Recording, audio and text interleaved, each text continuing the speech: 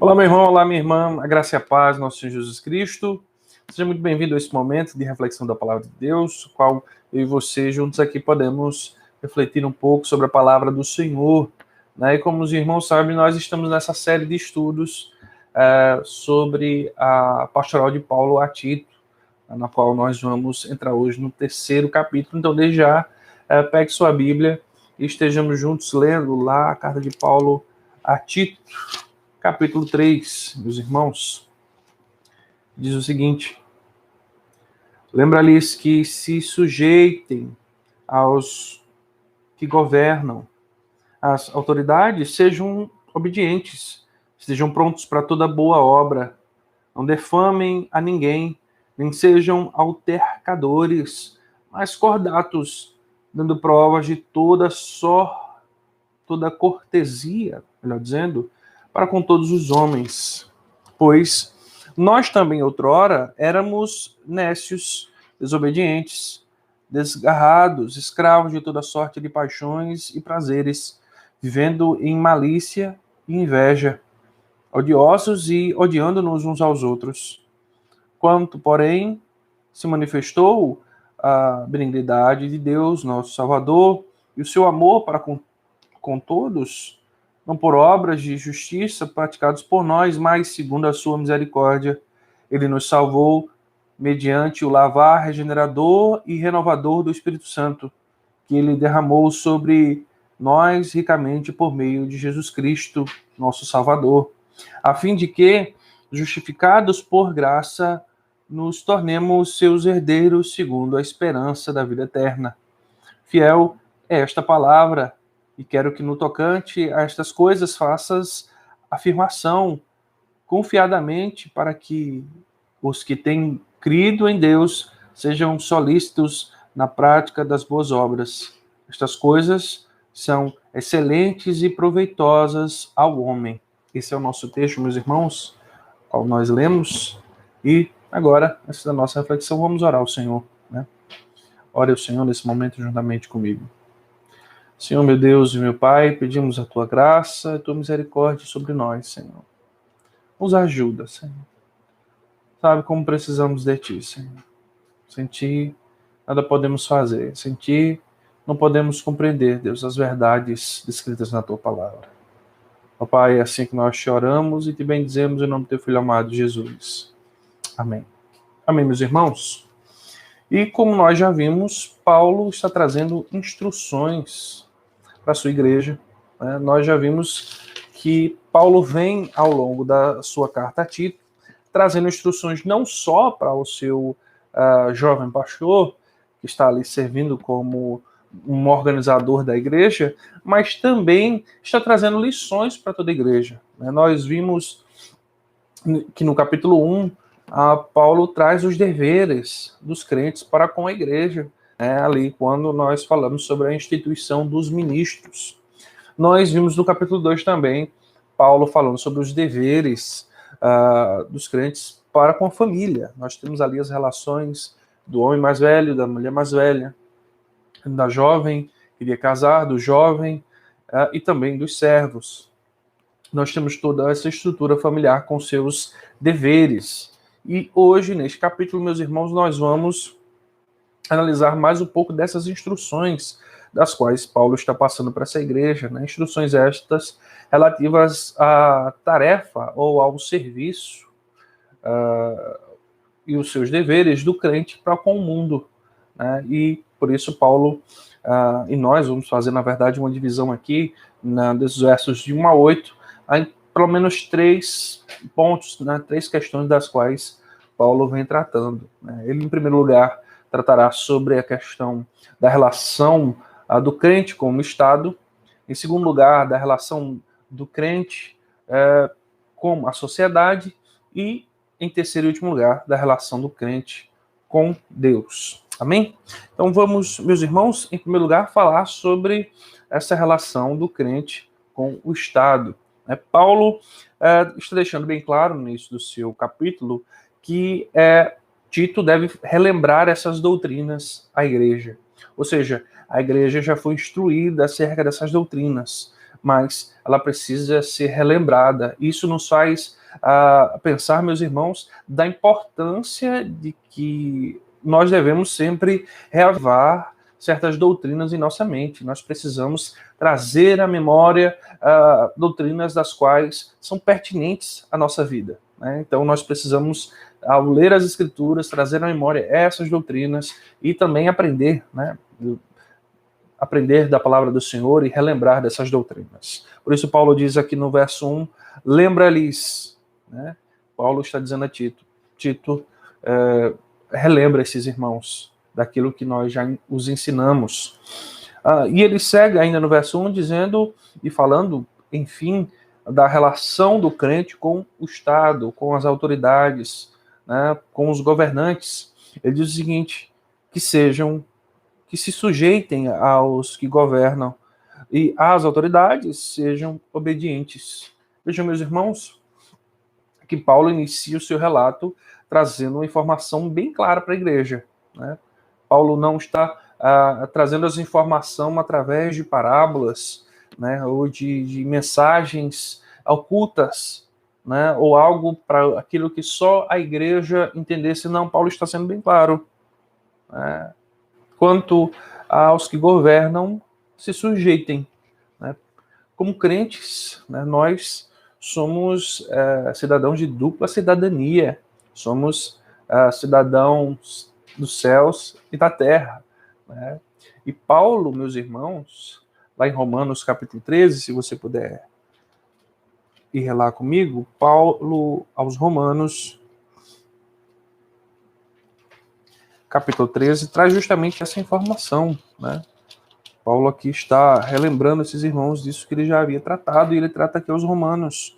Ele diz, do verso 1 ao verso 3, ele diz o seguinte: todo homem esteja sujeito às autoridades superiores, porque não há autoridade que não proceda de Deus, e as autoridades que existem foram por ele instruídas, de modo que aquele que se opõe à autoridade resiste à ordenança de Deus, e os que resistem terão sobre si mesmos condenação, porque os magistrados não são para temor quando se faz o bem, e sim quando se faz o mal.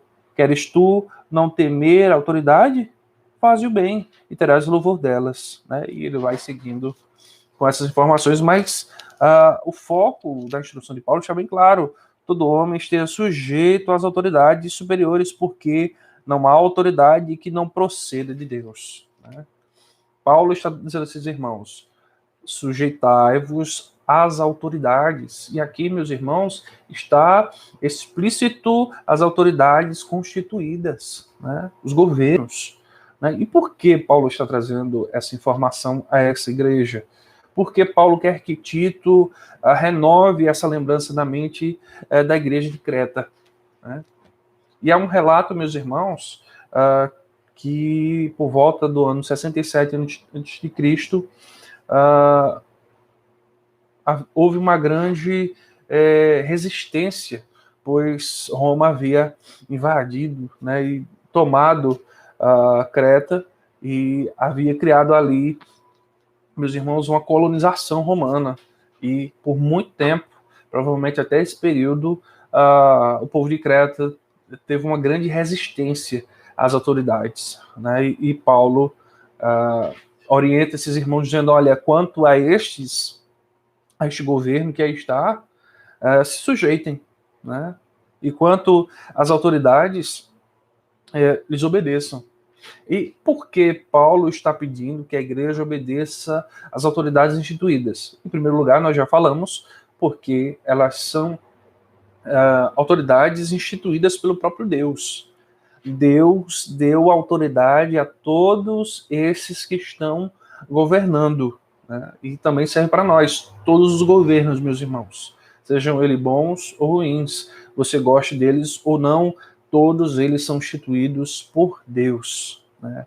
Seja para edificar o seu povo e abençoar o seu povo, ou para disciplinar o seu povo, né? Mas todos eles são instituídos por Deus. Mas, em segundo lugar, o que Paulo quer trazer com essa informação quando ele diz sejam obedientes a essas autoridades, ele quer fazer justamente um contraponto aos rebeldes desobedientes que são os falsos mestres. Vejam lá, meus irmãos, no capítulo 1, a partir do verso 10, Paulo diz: porque existem muitos insubordinados, oradores frívolos, enganadores, especialmente os da circuncisão. É preciso fazê-los calar, porque andam pervertendo casas inteiras, ensinando o que não deve, por torpe ganância. Foi mesmo dentre eles um profeta que disse: cretenses, sempre mentirosos, feras terríveis, ventres preguiçosos. E, meus irmãos, Paulo está trazendo essa informação porque os crentes não podem agir como os falsos mestres. Eles não podem caminhar no mesmo caminho que os falsos mestres. Enquanto eles são desobedientes, estão desobedecendo a palavra de Deus, Paulo diz, meus irmãos, que os crentes devem ser obedientes. Os crentes devem obedecer às autoridades, devem obedecer os governos, né, devem se sujeitar. Lembre-se, meus irmãos, nós somos moradores do céu. Não seremos moradores do céu, somos moradores da terra. Né? Então, enquanto ainda não estivermos no novo céu e na nova terra, teremos que nos sujeitar. Teremos que nos sujeitar a esses governos. Né? Muitas vezes, meus irmãos, Deus se utilizará, como eu disse, esses governos ou para abençoar o seu povo ou para discipliná-lo. Né? E por isso, meus irmãos, nós devemos, como crentes em Jesus, obedecê-los. Paulo ainda segue no capítulo 1, meus irmãos, dizendo: estejam prontos para toda boa obra. E essa é o tema central da carta de Paulo. Paulo instrui a igreja para que a igreja cumpra boas obras. Lembrem-se que a metodologia de Paulo é ensinar que a doutrina, e da doutrina provém as boas obras ou as boas práticas, né? Porque se a igreja compreender e aprender as boas doutrinas da palavra, essas boas doutrinas, essa teologia vai desembocar, vai se transformar em uma vida prática. Né? E lembrem-se, Bíblia deve ser seguida de vida prática. Né? Não há ensinamento bíblico sem vida prática. Né? Isso é algo que deve estar em equilíbrio, né? Em sintonia, né? Como Paulo bem diz. No verso 2, meus irmãos, nós temos agora que Paulo deixa bem claro qual é a nossa posição, né, os nossos deveres para com as autoridades e para os governos. Paulo entra numa segunda temática. Ele agora quer falar sobre como nós devemos agir para com a sociedade. E Paulo coloca que a sociedade, meus irmãos, as pessoas, né, Paulo vai dizer aqui no verso 2, não defamem a ninguém, nem sejam altercadores, mas cordatos, dando provas de toda cortesia para com todos os homens. Esse todos os homens aqui de Paulo está incluindo crentes e não crentes, né? Você não deve ser gentil e cordato só com os crentes da sua igreja, só com os crentes da sua cidade, só com aqueles que estão com a Bíblia debaixo do braço. Não, não, não, não. Paulo está dizendo aqui que nós devemos ser cordatos, gentis, bondosos com todos os homens, né? Todas as criaturas de Deus, todos os homens. Paulo diz aqui e dá 3 pontos dos quais nós devemos agir para com a sociedade. Em primeiro lugar, Paulo diz que nós não devemos ser defamadores de ninguém. Olha, não esteja difamando, dando falso testemunho, mentindo sobre ninguém, né? Hoje nós estamos num contexto aí de fake news, né? Às vezes, sem querer, você passa uma informação e depois você vai descobrir que não é verdade, né? Então, a informação já foi passada, não tem como você voltar atrás. Então, tome cuidado antes de você passar um post, passar um link, confirme as informações. Né? Não deixe que a sua raiva, o seu ímpeto de passar aquela informação que talvez te trouxe alegria ou raiva, né, algum sentimento, te mova a transferir essa mensagem para outro sem antes confirmar se aquilo procede, né? Pois você pode estar pecando, né? Você pode estar levantando falso testemunho contra alguém. E isso, com Paulo, é aquilo que não deve acontecer na vida de um crente e na sua relação para com a sociedade. Em segundo lugar, Paulo diz que nós não devemos ser altercadores. E essa palavra aqui, meus irmãos, no original, traz a ideia de alguém que está pronto para a batalha, está sempre pronto para guerrear, né? Aquele que vê uma notícia, algum comentário nas suas redes sociais e já quer debater, e já quer, né, se vingar. Não. Paulo diz que nós não devemos ser assim. Paulo diz que nós não devemos ser esses altercadores, homens que estão sempre prontos para guerrear, sempre de espada na mão. Isso não quer dizer, meus irmãos, que nós não devemos defender a nossa fé. Não, nós sim devemos sempre defender a nossa fé. Mas nós devemos tomar cuidado para não estar entrando em vãs conversações, em lugares que nós não vamos nem edificar, nem sermos edificados, e vamos apenas criar uma contenda, uma briga gospel, né, digamos assim. E Paulo diz que nós não devemos ser esses homens. Esses homens acabam quebrando os relacionamentos, né? Aqueles que estão sempre prontos para guerrear, né? Não importa o que aconteça, ele quer defender a unhas e dentes aquilo que ele acredita, né? Independente do outro, porque na maioria desses embates, meus irmãos, na internet, não é provindo de um sentimento de edificação para o outro, né? Aquele que vai fazer aquele textão, ele não quer edificar o outro, ele quer fazer com que a sua verdade, aquilo que ele crê, se sobressaia e a pessoa seja humilhada, né? Isso é algo que não deve acontecer na vida de um crente. Em terceiro lugar, Paulo diz que, muito pelo contrário, né, não devemos ser oradores, ou melhor, altercadores, né, homens prontos para guerrear, mas antes devemos ser aqueles que estão prontos para ser pacificadores, dando sempre provas de toda cortesia, né, sendo cortês. Né, você quer edificar alguém, edifique.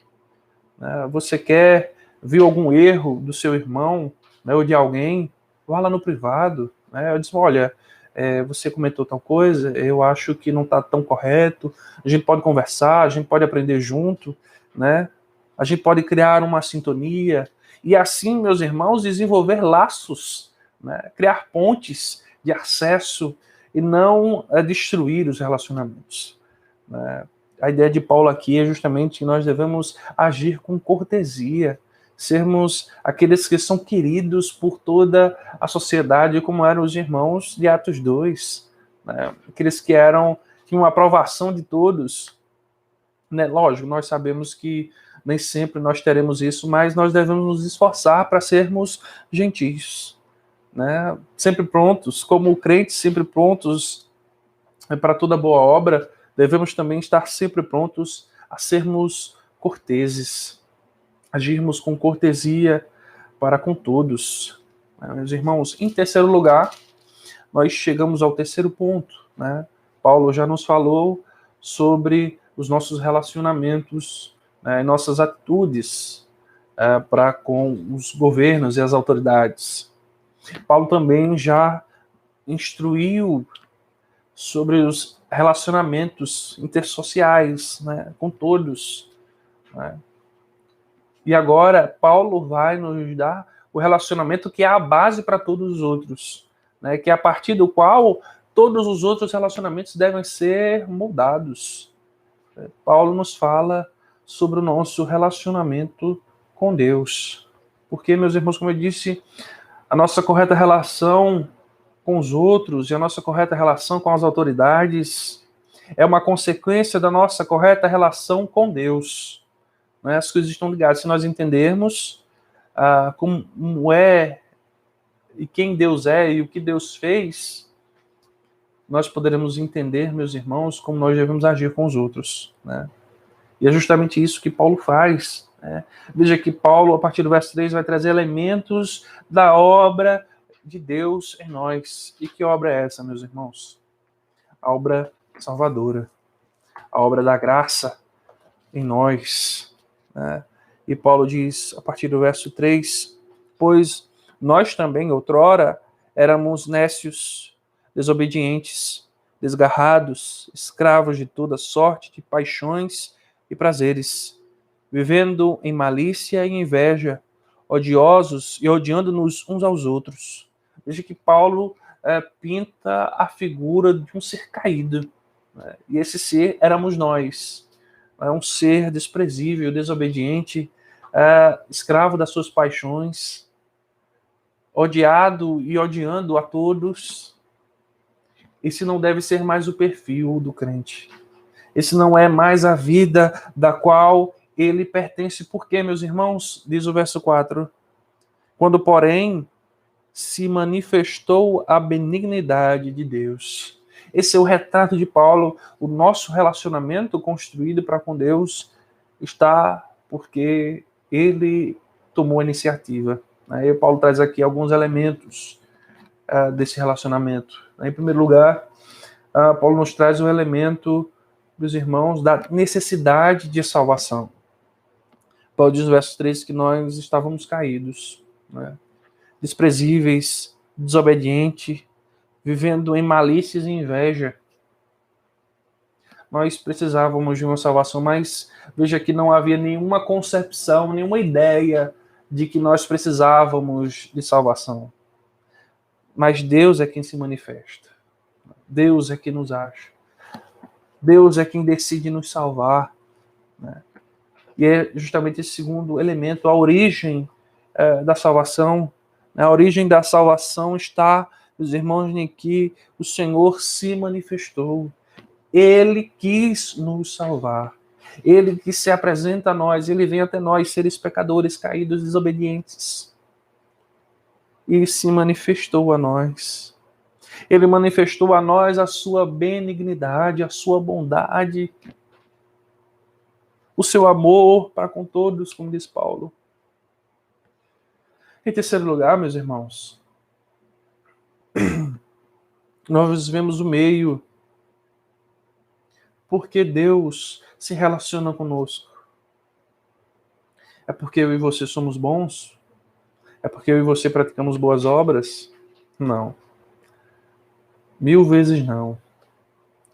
Paulo deixa bem claro no verso 5, não por obras de justiça praticadas por nós, mas segundo a sua misericórdia, ele nos salvou, mediante o lavar regenerador e renovador do Espírito Santo.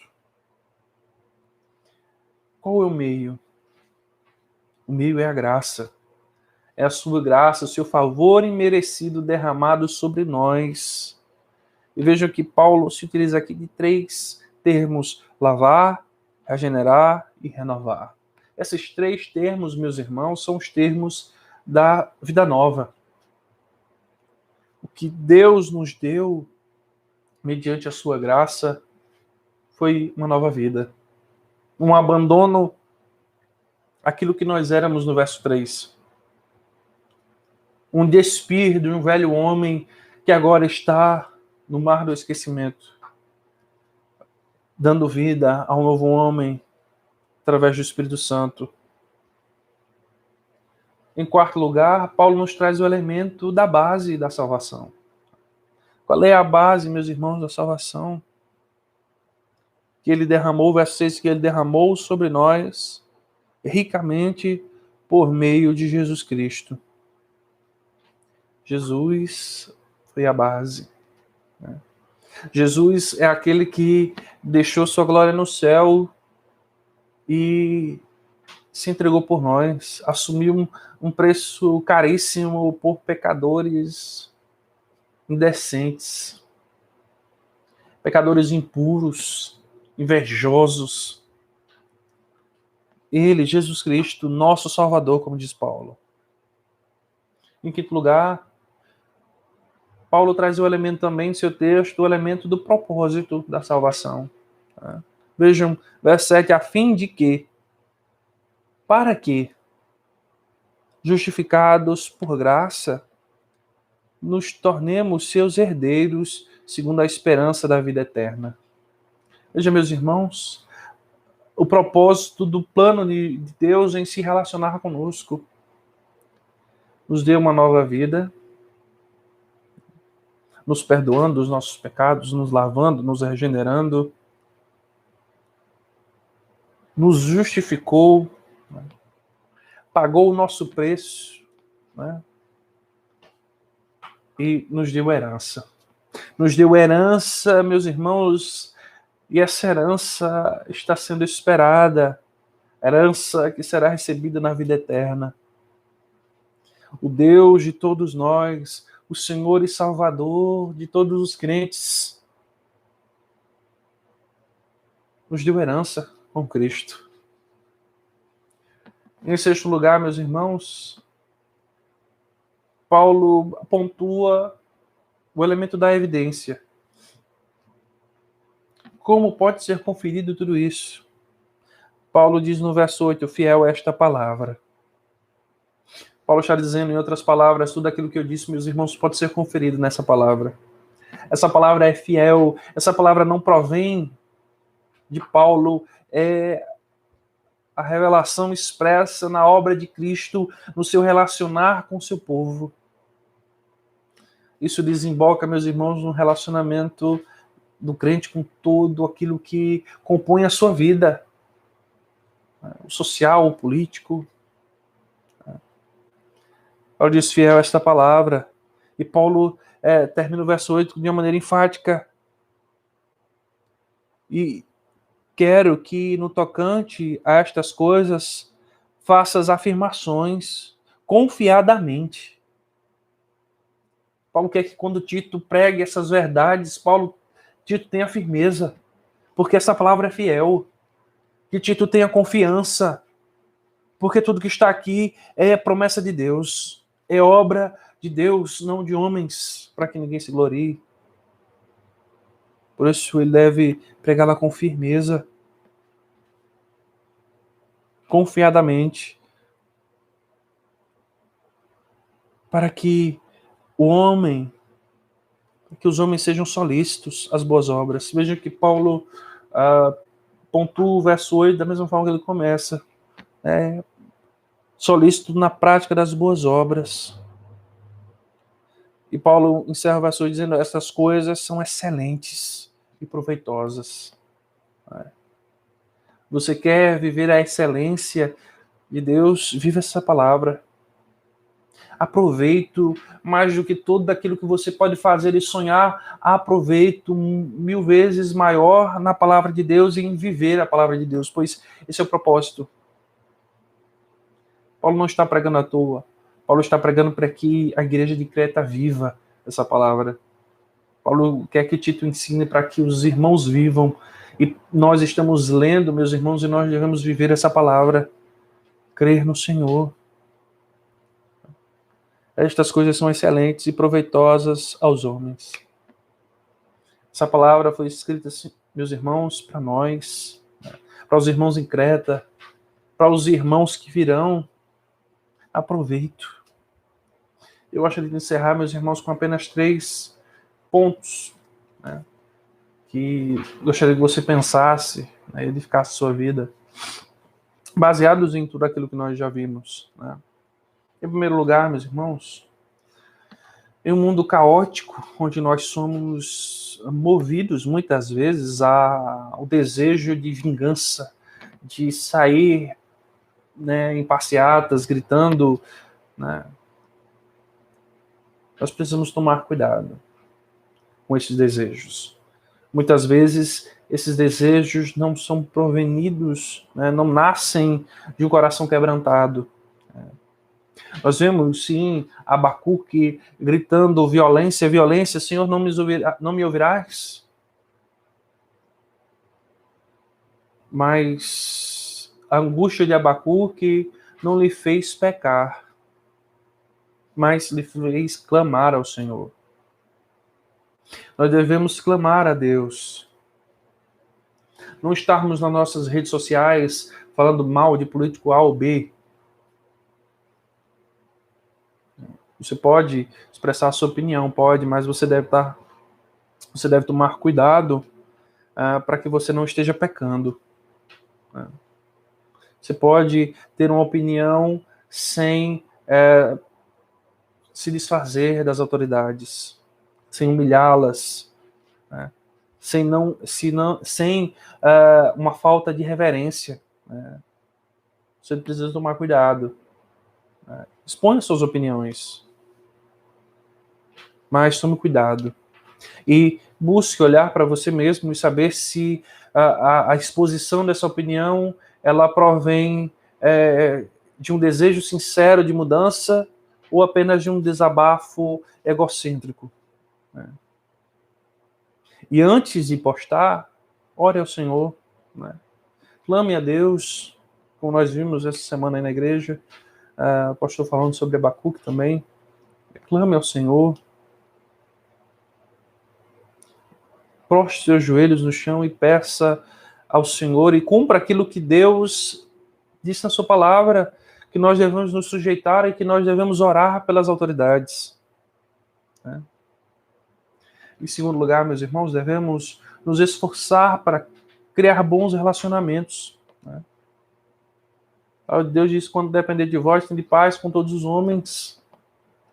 Às vezes foge ao nosso controle, mas enquanto estiver ao seu controle, se esforce para criar bons relacionamentos com as pessoas. Seja gentil. Né? Às vezes nós desejamos tanto o querer e o ganhar e às vezes nós precisamos dar o nosso lugar, dar a vez ao outro, ser gentis, cordiais com as pessoas, né? E demonstrar que aqueles que são como nós também éramos, como disse Paulo, podem ser convertidos, podem ser transformados pelo poder do Evangelho. E por fim, meus irmãos, devemos sempre buscar ter uma vida de intimidade com aquele que nos salvou. O nosso relacionamento com Deus é e sempre será a base dos nossos outros relacionamentos, meus irmãos. Se a nossa vida com Deus não vai bem, os nossos outros relacionamentos certamente não irão. Porque Deus precisa ser a base de todos os nossos relacionamentos. Por isso, meus irmãos, pense nisso. Pense se nós estamos cumprindo o mandato de Deus, quando Deus nos manda nos sujeitarmos às autoridades. Lembrando, meus irmãos, aquilo que disse Pedro em Atos 2:29, né? Antes obedecer a Deus do que aos homens. Né? Lembrando que há uma autoridade acima de todas as autoridades, é a autoridade de Deus. E essa nós devemos colocá-la sempre em primeiro lugar. E depois as outras autoridades.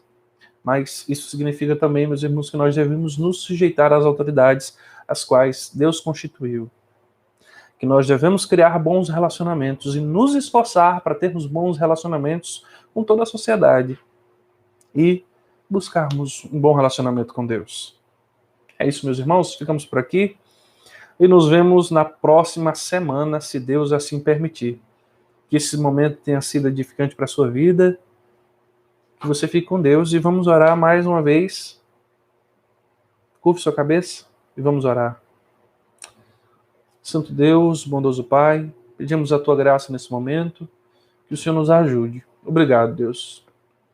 Sabemos que somos tão falhos e precisamos do Teu moldar, Senhor. Que o Senhor nos molde, que o Senhor nos ensine a nos relacionarmos com as pessoas.